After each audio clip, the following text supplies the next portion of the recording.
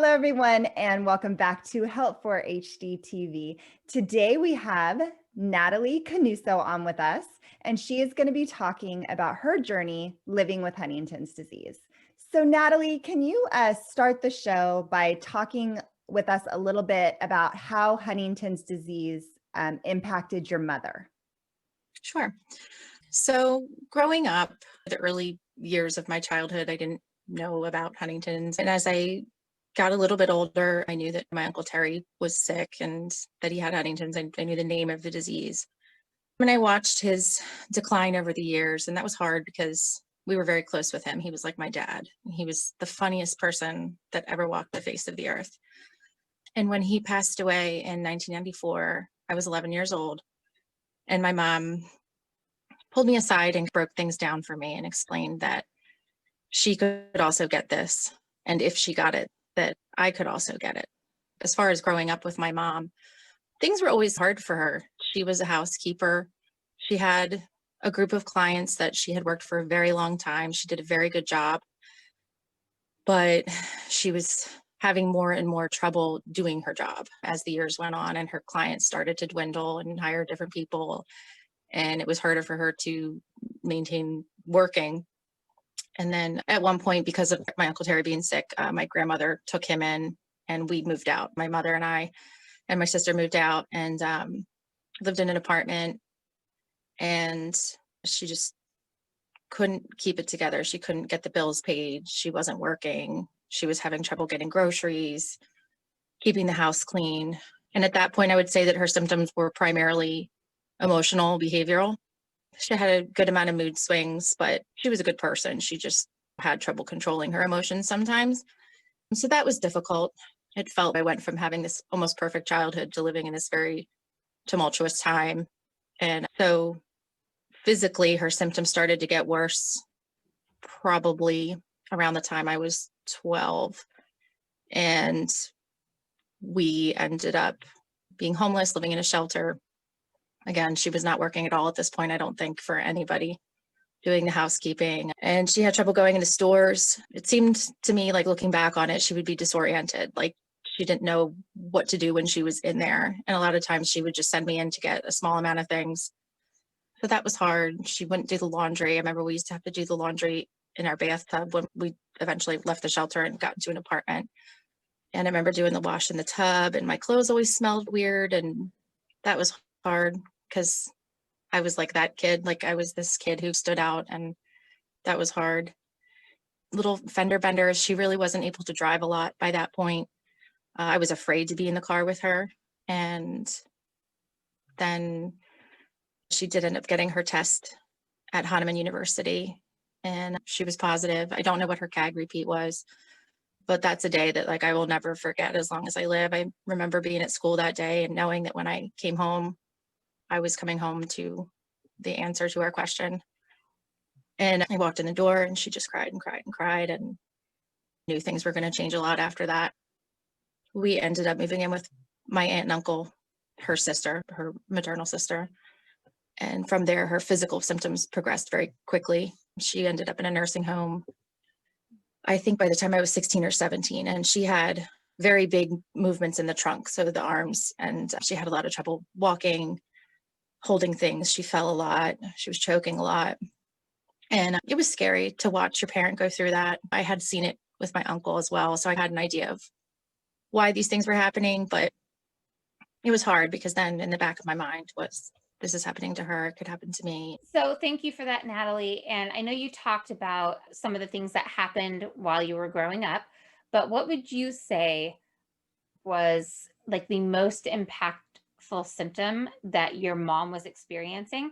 What was the most impactful symptom for you as a child growing up in a home with someone who had Huntington's? I would say earlier in her disease, it would have had to have been psychological components to it, because that affected my day-to-day life. And then as I got older, that became less of an issue, and it really was more her physical symptoms, the falling and her inability to do day-to-day things. And I did end up taking care of her a good amount as a adolescent, like preteen, just helping her with things as I could.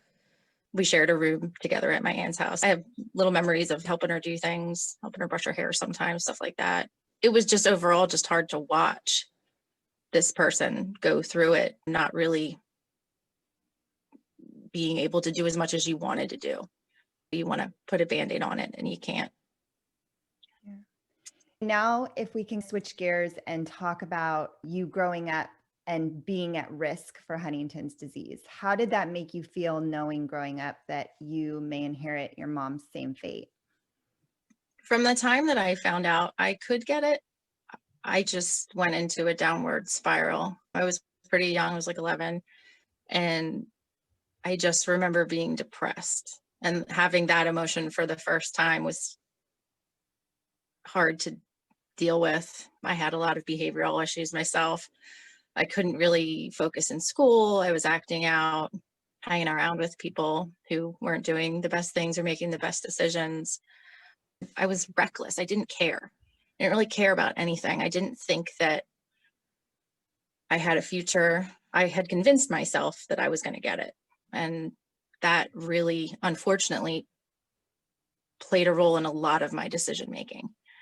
And I would say that my aunt and uncle were great. They saw potential in me and they didn't let me slip. I remember at one point I was in like a partial program for school because I just really couldn't do normal school. And when we moved in with them, I went to a regular high school, but I was in special courses for kids who were having trouble.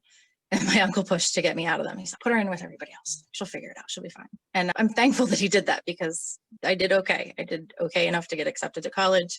I wasn't a straight A student by any means, but they just helped get me on a good path. But that being said, I still always struggled with this dark cloud that followed me around everywhere I went. And I had a lot of issues with my identity, and I didn't really want to be here for a long time. I struggled with that on and off for a very long time. I had pretty bad anxiety.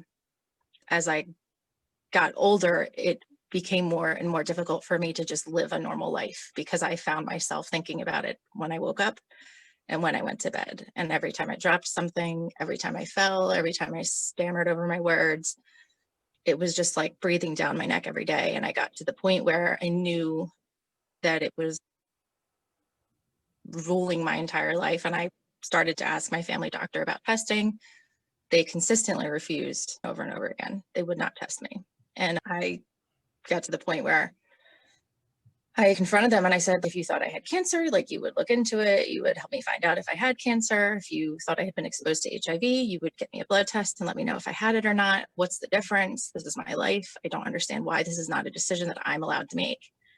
And the answer was still no. Natalie, let's close by telling us a little bit about your life after you went through the genetic testing process. Sure.